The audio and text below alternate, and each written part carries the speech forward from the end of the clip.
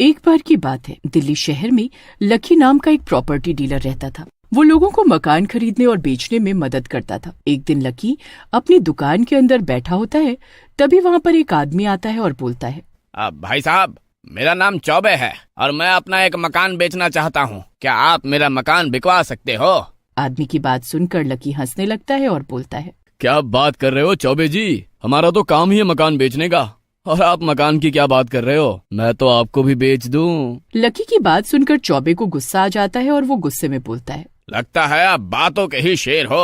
अरे पहले मेरा मकान बेचकर दिखाओ तो जानू, फिर दांत दिखाना अपने हैं। चौबे की बात सुनकर लकी चुप हो जाता है और मनी मन उसका चैलेंज स्वीकार कर लेता है। अगले दिन वो चौबे के साथ उसके मकान पर जाता है। मकान बहुत ही पुराना और भूतिया सा लग रहा होता है। मकान देखकर लकी बोलता है, अरे ये कैसा मकान है चौबे जी? ये तो कोई भूतिया खंडहर लग रहा है। इस मकान को देखकर तो लग रहा है इस मकान पर कभी सफेदी तक नहीं हुई है। ये मकान भला कैसे बिकेगा? लकी की बात सुनकर चौबे हंसने लगता है और बोलता है, तभी तो मैं कह रहा था, लगता है कि तुम सिर्फ बातें ही बना सकते हो। अरे अगर नया मकान होता तो तुम्हारी क्या जरूरत थी? मैं खुद ही नहीं बेच देता। लगता है तुमसे ना हो पाएगा भैया। चौबे की बात सुनकर लकी तैश में आ जाता है और बोलता है, अरे कैसी बातें कर रहे हो चौबे जी? इस शहर में कोई ऐसा मकान नहीं जिसे लकी ने बेचा नहीं। मैं इस मकान को जरूर बेचूंगा। चलो मुझे अंदर से दिखा दो। ऐसा कहकर लकी चौबे के साथ मकान के भीतर चला जाता है। अरे चौबे जी, इस मकान को कितने साल से नहीं खोला है आपने? अंदर जाते ही अजीब सी बदबू आ रही है, जैसे कोई मर गया हो। लकी की बात सुनकर चौबे हंसने लगता है और वो बोलता है, बहुत ही डरपोक हो आप लकी जी। अरे बंद पड़े मकान से बदबू ही आएगी, कोई खुशबू थोड़ी ना आएगी। देखो चौबे जी, मैं सचमुच घबरा रहा हूँ, क्योंकि मुझे लगता है कुछ ना कुछ गड़बड़ तो जरूर है। कौन हो तुम? बताओ मुझे। लकी के देखते ही देखते चौबे एक भूत में बदल जाता है और बोलता है, सही कहा लकी, यहाँ सचमुच गड़बड़ है, क्योंकि अब तू मेरे लिए काम करने वाला है और रोज मेरे खाने के लिए शिकार लेकर आएगा। ऐसा कहकर भूत लकी की आंखों में देखता है और लकी को सम्मोहित कर लेता है। लकी सम्मोहित होने के बाद अपने घर जाता है। घर पर लकी की पत्नी सरिता और उसका बेटा गुड्डू उसका इंतजार कर रहे होते हैं। अरे कहाँ रह गए थे आप? मैं कब से तुम्हारा इंतजार कर रही थी। देखो गुड्डू ने भी कुछ नहीं खाया।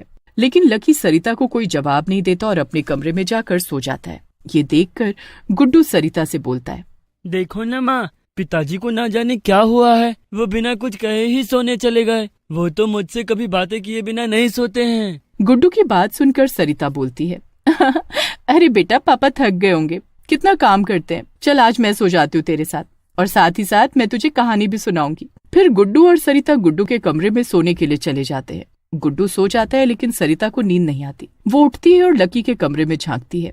अंदर लकी कुछ बड़बड़ा रहा होता है, जिसे देखकर सरिता घबरा जाती है और सोच में पड़ जाती है। अरे ये क्या कर रहे हैं? ये तो कभी भी ऐसा नहीं करते। लगता है कुछ ज्यादा ही थक गए। अभी जाऊंगी इनके पास तो गुस्सा करेंगे। ऐसा कहकर सरिता वापस गुड्डू के कमरे में जाकर सो जाती है। अगली सुबह लकी तैयार होकर जाने लगता है। तभी सरिता उसके पास आकर बोलती है, क्या हुआ जी?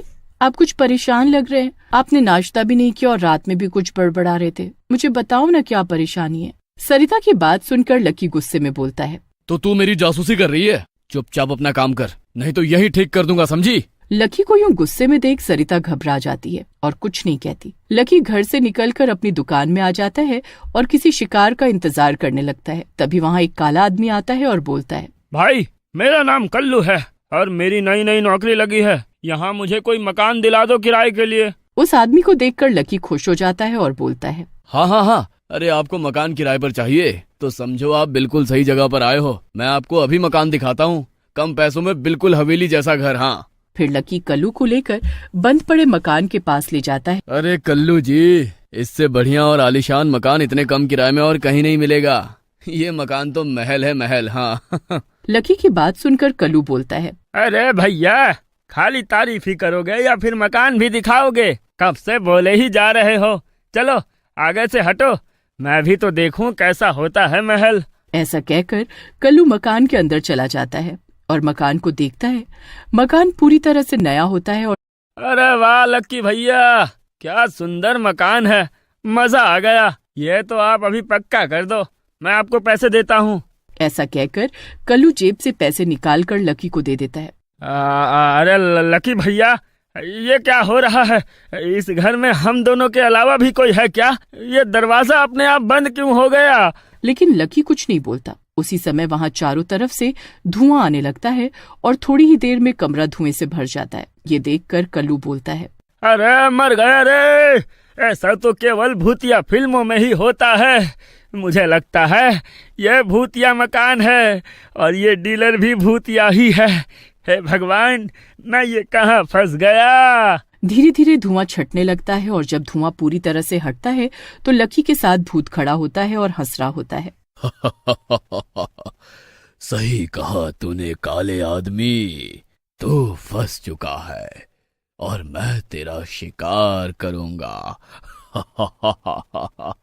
भूत की बात सुनकर कल्लू घबरा जाता है और बोलता है, मुझे जाने दो, मैं यहाँ अपने आप नहीं आया हूँ। मुझे ये लकी लेकर आया है, मुझे जाने दो और इसे मार डालो। कल्लू की बात सुनकर भूत हंसने लगता है और बोलता है, कितना चालाक है तू कल्लू।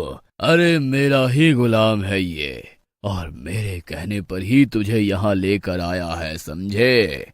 और भूत कल्लू को मार कर खा जाता है। ऐसे करके लकी आए दिन किसी न किसी आदमी को उस पुराने मकान के भूत के पास ले जाता और फिर भूत उस आदमी को मार कर खा जाता। उधर लकी की हरकतों से उसकी पत्नी परेशान हो चुकी होती है और उस पर नजर रखने की योजना बनाती है। रात में लकी घर से बाहर निकलता है।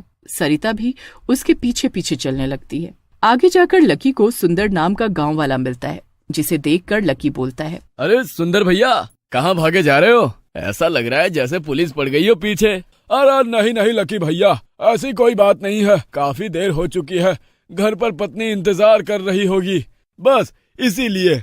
लेकिन आप बताओ कहाँ जा रहे हो इतनी रात को? कहीं बाहर वाली तो नहीं है? सुंदर की बात सुनकर लकी हंसते हुए बोलता है, अरे नहीं नहीं, दरअसल मुझे कोई बोल रहा था कोई अच्छी और सस्ती प्रॉपर्टी आई है, कोई दूसरा ना ले ले, बस उसी के चक्कर में जा रहा हूँ। अगर तुम्हें चलना है तो तुम भी चलो, देख लेना, अगर अच्छी लगे तो तुम ही ले लो, मुझे मेरा कमीशन दे देना। लकी की बात सुनकर सुंदर लालच में आ जाता है और लकी के साथ चल पड़ता है। लकी उसे पुराने घर के अंदर सुंदर को ले जाता है। सुंदर को देखकर भूत वहाँ जाता है और बोलता है, वाह लकी, तू तो सही में बहुत ही जबरदस्त आदमी है। रात में भी शिकार पकड़ ले आया, दिल खुश कर दिया। अरे अरे लकी भैया, अरे तुमने ठीक नहीं किया, मुझे इस भूत के सामने फंसा दिया। सुंदर की बात सुनकर लकी बोलता है, सुंदर मेरे भाई, मुझे अपने परिवार की जान बचाने के लिए यह सब करना पड़ रहा है, मुझे माफ कर देना। ऐसा कहकर लकी वहाँ से चला जाता है और भूत सुंदर को भी मारकर खा जाता है। ये सब सरिता अपनी आंखों से देख लेती है। तो ये सब इस भूत महाराज का किया धरा है। मेरे डरपोक पति को डरा धमकाकर फंसा रखा है। मैं इसे छोड़ूंगी नहीं, अभी जाती हूँ पीपल वाले बाबा के पास। ऐसा कहकर सरिता सीधा पीपल वाले बाबा के पास पहुँचती है और उन्हें सारी बात बताती है, जिसे सुनकर बाबा कहते हैं, तुम चिंता मत करो बेटी, मैं अभी उस भूत के बच्चे का इलाज तुम्हें देता हूँ। ऐसा कहकर बाबा सरिता को सिंदूर देते हुए बोलते हैं, बेटी, ये हनुमान जी को लगाने वाला पवित्र सिंदूर है, ये उस भूत के ऊपर छिड़क देना, फिर देखना इसका कमाल। जाओ, हनुमान जी सब मंगल करेंगे। फिर सरिता वहाँ से घर आ जाती है और रात का इंतजार करने लगती है। रात में रोज की तरह लकी निकलता है, लेकिन उसे कोई शिकार नहीं मिलता और वो भूत के पास जाता है। भूत उसे खाली हाथ देखकर गुस्से में बोलता है, क्या हुआ, खाली हाथ आ गया? तेरे से एक छोटा सा भी काम नहीं होता। मुझे भूख लगी है, मैं अब क्या खाऊंगा? भूत को गुस्से में देख लकी बोलता है, भूत जी, मुझे माफ कर दो, मैंने बहुत कोशिश की लेकिन कोई भी शिकार नहीं मिला।